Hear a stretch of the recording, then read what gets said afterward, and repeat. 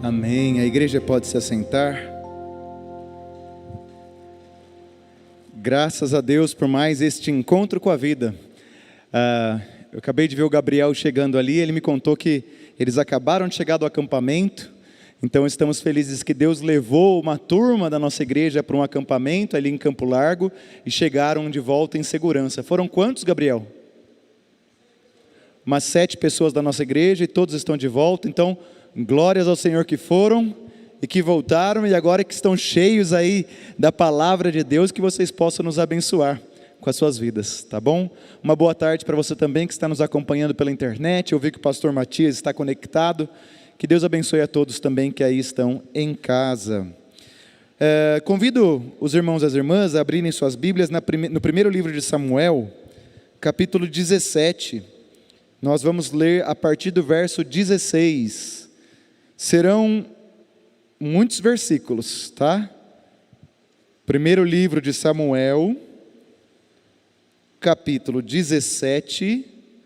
Nós iremos ler toda a história do verso 16 ao 45. Uma história muito conhecida. Os irmãos e as irmãs encontraram? A versão que eu vou ler é a nova versão transformadora. Pai bendito, fala ao nosso coração nesta tarde. Abençoa-nos na leitura e na meditação. Em nome de Jesus e pelo poder do Espírito oramos. Amém. Durante 40 dias, pela manhã e tarde, o guerreiro filisteu se apresentava diante do exército israelita e o desafiava. Esse guerreiro é o Golias.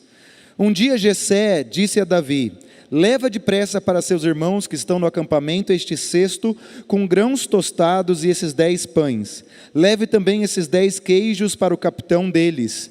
Veja como estão seus irmãos e traga a notícia deles. Os irmãos de Davi estavam com Saul e o exército israelita no vale de Elá, lutando contra os filisteus. Davi deixou as ovelhas com outro pastor e na manhã seguinte partiu bem cedo com os presentes como Jessé havia ordenado. Chegou ao acampamento quando o exército israelita saía para o campo de batalha com gritos de guerra. Logo, filisteus e israelitas estavam frente a frente, exército contra exército. Davi deixou suas coisas com o responsável pelos suprimentos e correu até a frente de batalha para saudar seus irmãos. Enquanto falava com eles, Golias, o guerreiro filisteu de Gate, saiu das fileiras do exército filisteu. Davi o ouviu gritar, seu desafio habitual. Quando os israelitas viram Golias, começaram a fugir apavorados. Vocês viram aquele homem? Perguntavam uns aos outros. Ele sai todos os dias para desafiar Israel. O rei ofereceu uma grande recompensa para quem o matar. Dará uma de suas filhas como esposa e isentará toda a família dele de pagar impostos. Então Davi perguntou aos soldados que estavam por perto: o que receberá o homem que matar esse filisteu e acabar com suas provocações contra Israel? Afinal de contas, quem é este filisteu incircunciso para desafiar os exércitos do Deus vivo? Os soldados repetiram o que tinham dito e confirmaram: sim, essa será a recompensa para quem o matar. Quando Eliabe, irmão mais velho de Davi, o ouviu falando com os soldados, ficou furioso e perguntou: o que você está fazendo aqui? Não devia estar tomando conta daquelas poucas ovelhas? Conheço sua arrogância e suas más intenções. Você quer apenas ver a batalha. O que fiz agora? Disse Davi. Só fiz uma pergunta. Então foi até outros soldados, fez a mesma pergunta e recebeu a mesma resposta. Alguém contou ao rei Saul o que Davi tinha dito e o rei mandou chamá-lo. Davi disse a Saul: ninguém se preocupe por causa desse filisteu. Seu servo vai lutar contra ele. Saul respondeu: você não conseguirá lutar contra esse filisteu e vencer. É apenas um rapaz e ele é guerreiro desde a juventude. Davi, porém, insistiu: tomo conta das ovelhas de meu pai, e quando o leão ou um urso aparece para levar um cordeiro do rebanho, vou atrás dele com meu cajado e tiro o cordeiro de sua boca. Se o animal me ataca, eu o seguro pela mandíbula e dou golpes nele com o cajado até ele morrer. Fiz isso com o leão e o urso, e farei o mesmo com esse filisteu incircunciso, pois ele desafiou os exércitos do Deus vivo. E disse ainda: O Senhor que me livrou das garras do leão e do urso, também me livrará desse filisteu. Por fim, Saul consentiu. Então, está bem, vá, disse, e que o Senhor esteja com você. Então Saul deu a Davi sua própria armadura, incluindo uma couraça e um capacete de bronze. Davi prendeu a espada sobre a armadura e tentou dar alguns passos, porque nunca tinha usado essas coisas. Não consigo andar com tudo isso, pois não estou acostumado, disse para Saul. E tirou a armadura, pegou 5 pedras lisas de um riacho e as colocou em sua bolsa de pastor. Armado apenas com seu cajado e sua funda, foi enfrentar o filisteu. Golias, com seu escudeiro à frente, caminhava em direção a Davi, rindo com desprezo do belo jovem ruivo, gritou para Davi dizendo: por acaso sou um cão, para que você venha a mim com um pedaço de pau? E amaldiçoou Davi em nome de seus deuses. Venha cá, e darei sua carne às aves e aos animais selvagens, berrou Golias. Davi respondeu ao filisteu: você vem a mim com uma espada, com uma lança e um dardo, mas eu vou enfrentá-lo em nome do Senhor dos exércitos, o Deus dos exércitos de Israel, que você desafiou. Palavras do Senhor. Amém? Essa história é uma história muito conhecida do povo de Deus. Quem é criança e cresceu no meio da igreja, com certeza sabe detalhes dessa história. Mesmo quem não é cristão, num país como o nosso, o Brasil, que é majoritariamente cristão, já ouviu essa história do Davi, o pastor de ovelhas na ocasião, contra o grande guerreiro Golias, que tinha em torno de 2,90 metros, era um gigante como nós nunca vimos na nossa época, né? E o que se destaca de Davi é a sua fé, a sua coragem e a sua disposição para servir a Deus. A Fabiana, secretária da igreja, fez uma arte muito bonita, eu e a pastora Priscila vimos e compartilhamos, muito bonito. Tem Davi ali com um cajado e uma ovelha, né, ao fundo, e do lado alguém que simula então o guerreiro Golias, e bem no fundo tem um leão assim mais escondido, que seria esse leão de Judá, o rei de Israel. Então é essa batalha que aconteceu, uma batalha concreta, uma batalha que é histórica, uma batalha que entrou para os anais da história do povo de Israel, entre o jovenzinho ruivo e belo Davi, com as suas 5 pedras lisas, a sua funda, e o guerreiro Golias, que estava fazendo chacota de Davi. Apesar de ser uma história muito conhecida, eu vou entrar em alguns detalhes só para a gente lembrar, antes de tirarmos aprendizados preciosos dessa história. Então conta a história que o exército de Israel, ele foi desafiado pelo grande exército filisteu, mais especificamente por um guerreiro muito grande e alto chamado Golias. Durante 40 dias, é dito que Golias, vestido de uma forte armadura, desafiava qualquer soldado israelita a lutar contra ele. Todos os dias, Golias se dirigia ao campo de batalha, num tom de deboche, de provocação contra o povo de Deus, em última instância contra o próprio Deus, amaldiçoando. Ele chega a amaldiçoar o próprio Davi, em nome dos deuses que ele adorava, né? E diz o texto que os israelitas tinham medo e fugiam da sua presença, no verso 24. Era uma zombação, Priscila, era uma coisa vexatória. Ninguém se colocava de pé para enfrentar o gigante Golias. E Davi não era nem para estar na batalha, porque Davi era um pastor de ovelhas na ocasião, e o pai só mandou ele para a próxima batalha para levar alimento aos seus irmãos. Ele tinha vários irmãos que estavam ali naquela batalha, e nenhum dos seus irmãos, que eram todos belos e fortes, quando Samuel foi ungir Davi, ele viu vários irmãos de Davi muito bonitos e fortes, nenhum deles se colocou para enfrentar. O Davi, ele escuta a palavra de deboche do inimigo, do Golias, e ele não aguenta ouvir aquilo. Então ele se dispõe, ele se escala para lutar contra Golias. Ele primeiro conversa com o irmão Eliabe, o irmão mais velho, depois com alguns soldados, ele repete a mesma história, e aí, claro, um burburinho ali no campo de batalha dos israelitas, chega ao ouvido do rei Saul, que tem alguém que está disposto, e o rei Saul chama ele, e ele fala: olha, eu quero enfrentar. E aí a frase forte de Davi é a frase do verso 26. Quem é esse filisteu para desafiar os exércitos do Deus vivo? Olha que interessante. Quem é esse filisteu que está debochando do meu Deus? Essa ira de Davi, que eu chamaria de uma ira santa, que ele não se contém, é uma ira que o leva a se colocar diante do rei de Israel, na época Saul, e dizer: olha, eu estou aqui. Eu quero começar dizendo para a nossa meditação, o tema é quem sou eu no Senhor, é que existe um Valdemir, e existe um Valdemir no Senhor, que nasceu de novo. Existe um Gabriel, que nasceu da carne e do sangue, e existe um Gabriel no Senhor. Existe um João Mendes, que nasceu da barriga da mãe em pecado, e existe um João Mendes no Senhor. Principalmente nós, que já conhecemos o Novo Testamento, que sabemos do novo nascimento que Jesus comunicou a Nicodemos. Davi ainda não sabia disso, mas Davi já está apontando para um tipo de gente que nós precisamos ser. Davi já aponta para uma realidade que estava a vir com o nascimento de Jesus, que é: nós somos todo-poderosos, nós temos o poder porque somos filhos do Deus amado. Ele está em nós, nós temos autoridade que não está em nós, mas está em Deus. Quando Davi ele vai diante, ele não está indo em nome de Davi, no nome daquele Davi que é frágil, de fato ele era pequeno, diz a Bíblia, ele era frágil, ele não era grande, mas a força não está nele, mas está nessa ira santa. Quem é esse filisteu para desafiar os Deus do exército de Israel? É esse Davi numa posição no Senhor. Assim também é conosco.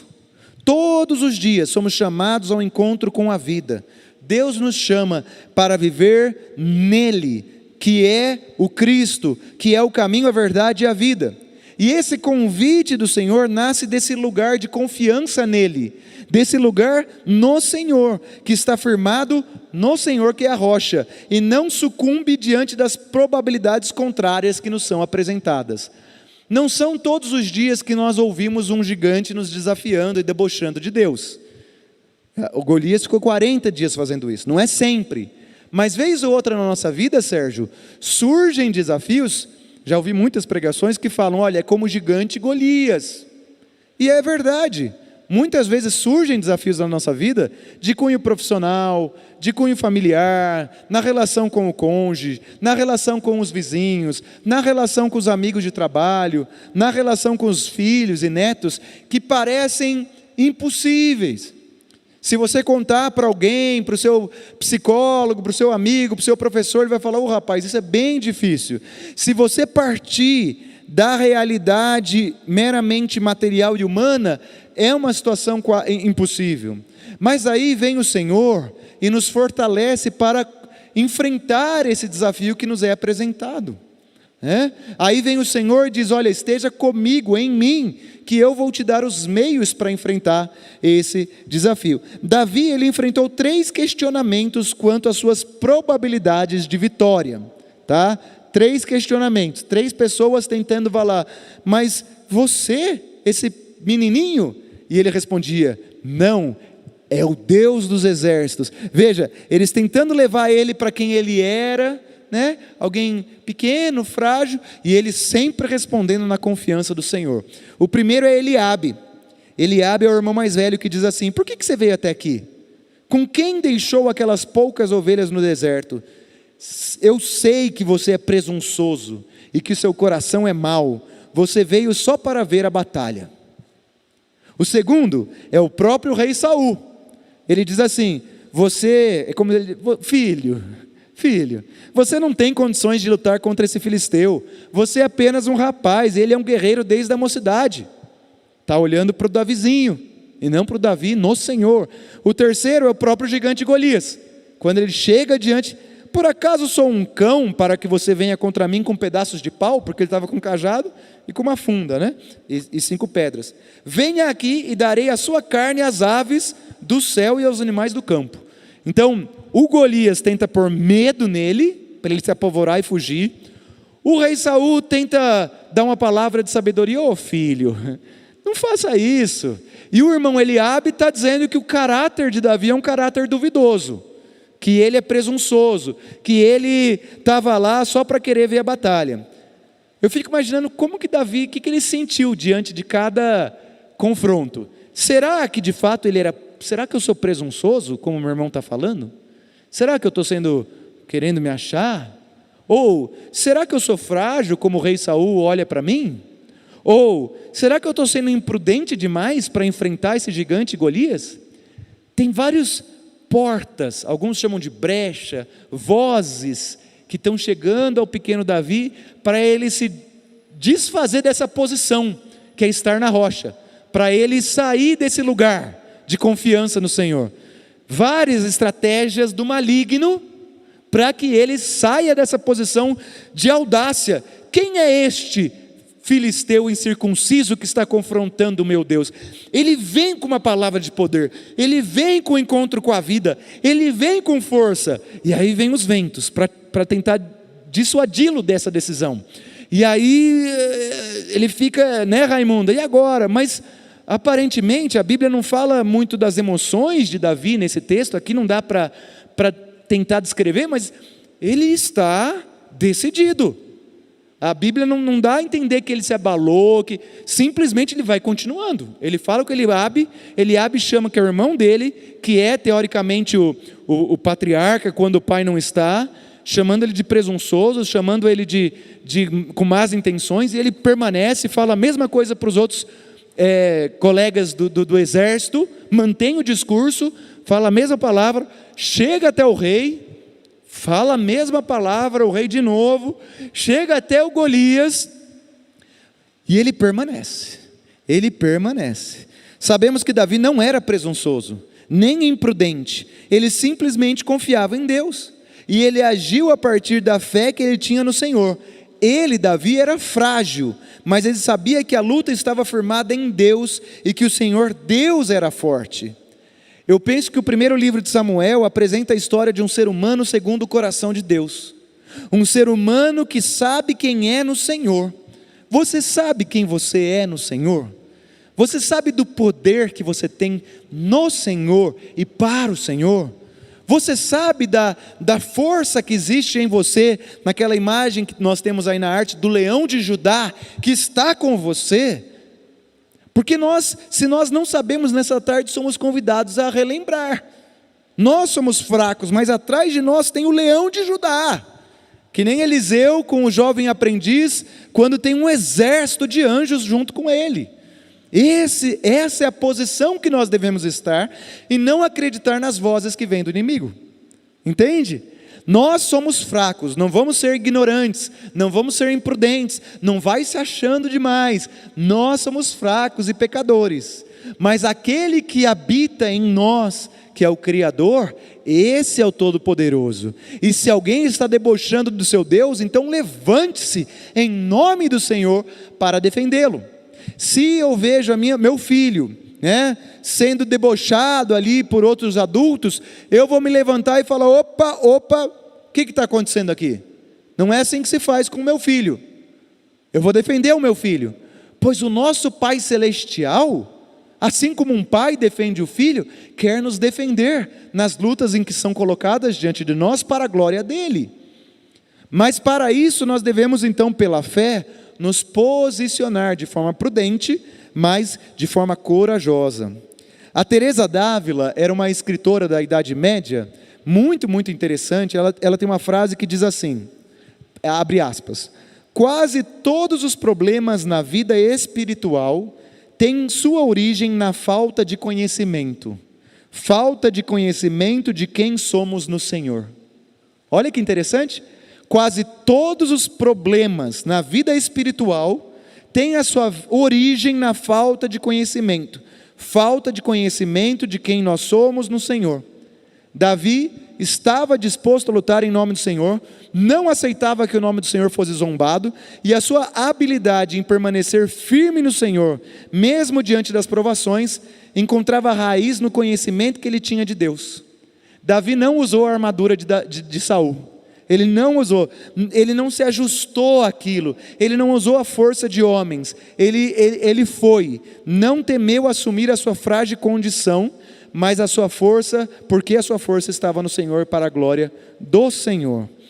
Jesus, ele venceu a morte na cruz do Calvário, foi ressuscitado pelo Pai ao terceiro dia, venceu sem usar os recursos do mundo, mas permanecendo fiel a todo tempo. Jesus não chamou para si um exército, ele não fez frente ao Império Romano, ou ao Sinédrio, judaico, ele não brigou no campo humano. A luta dele foi morrer, porque ali ele ia expor principados e potestades diante do vexame, porque a vitória do Cristo crucificado é a vitória do mundo. Irmão, irmã, você sabe quem você é no Senhor? Que nós nesta tarde, no encontro com a vida, possamos, como a Teresa de Ávila diz, ter conhecimento do Deus a quem nós adoramos, porque senão nós, segundo a Teresa de Ávila, vamos enfrentar muitos problemas na vida espiritual. Às vezes o nosso falso eu torna-se protagonista da nossa vida e quer tomar conta da nossa história. Esse eu pequeno que existe em nós, normalmente ele é egoísta, narcísico, pode se cansar e ficar desgastado, mas quando eu morro para mim mesmo e vivo em Cristo, então já não sou eu quem vivo, mas Cristo vive em mim, e aí o poder está nele. Davi, ele tinha uma escola para conhecer a Deus, que foi o campo. Como pastor de ovelhas, ele escreveu muita poesia, nós chamamos a poesia dele de salmos, e eram salmos, eles eram todos cantados, os 150 salmos da Bíblia eram cantados, eram músicas, que muitas delas foi Davi que colocou a melodia, o campo harmônico, e ele, leiamos os salmos para ver, ele estava conhecendo a Deus, o poder de Deus, ele estava se colocando diante de Deus e estava vendo o poder de Deus manifesto. Ele mesmo diz que lutou com um leão e com um urso, e que venceu. Como que o menino fracozinho ia vencer? Ele foi experimentando esse poder de Deus, e quando chegou um grande desafio, ele já tinha muita segurança, ele já era experiente, ele já estava preparado para enfrentar aquele desafio. Então ele foi prudente. E aí fica a palavra nesta tarde para nós. Busque uma escola para você conhecer o poder de Deus que existe em você. Algumas dicas: caderninho de oração. Coloca lá, a gente tem os pedidos, não tem, doutor Onésimo? Coloca lá os pedidos, e no final de cada 2 meses, vai ver quais pedidos Deus realizou. Não sei como, mas que Ele realizou. Outra coisa, coloque-se na posição de ousadia. Olha, Senhor, eu sou Rosane e eu não consigo, mas eu estou confiando que o Senhor e a sua boa mão vai estar comigo. E depois agradeça, faça como aquele leproso que voltou, e não como os outros 9 que não voltaram. Esses, doutor Onésimo, são exercícios em que eu vou ministrando a mim, e eu vou vendo o poder de Deus se manifestando em pequenas coisas, depois coisas um pouco maiores, até coisas que parecem impossível, e aí ele faz a obra. Quando um Golias chegar por 40 dias nos desafiando, nós já estamos treinados no Senhor, para assim como Davi chegar pela fé e falar: olha, eu sou fraco, mas o Deus que vive em mim, esse é forte. O João Calvino, ele diz que a sabedoria verdadeira e substancial consiste quase inteiramente em 2 coisas: o conhecimento de Deus e o conhecimento de nós mesmos, conhecermos quem nós somos em Deus. 2 Pedro diz assim: seu divino poder nos deu todas as coisas que necessitamos para a vida e para a piedade, por meio do pleno conhecimento daquele que nos chamou para a sua própria glória e virtude. Então, como que todas as coisas que necessitamos para a vida nos são dadas? Por meio do pleno conhecimento daquele que nos chamou. Por isso que Jesus diz: olha, nem só de pão vive o homem, mas de toda a palavra, da palavra do Senhor. Porque nós vamos ter todas as coisas que necessitamos para viver, quando nós conhecermos plenamente aquele que nos chamou para a sua própria glória e virtude. Isso tem a ver com maturidade. Esse ano, irmão e irmã, desafie a sua própria fé, pela fé no Senhor. Veja o Deus que vive em você. Ele não vive para satisfazer todas as nossas vontades, porque senão ele seria o nosso servo. Ele é o nosso Senhor. Algumas das nossas vontades ele vai satisfazer, se for para o nosso bem e para a glória dele. Outras talvez não, porque talvez fossem prejudiciais a nós ou não fosse parte do plano dele. Mas independentemente dos meus gostos e desgostos, eu quero conhecer mais e mais ao Senhor.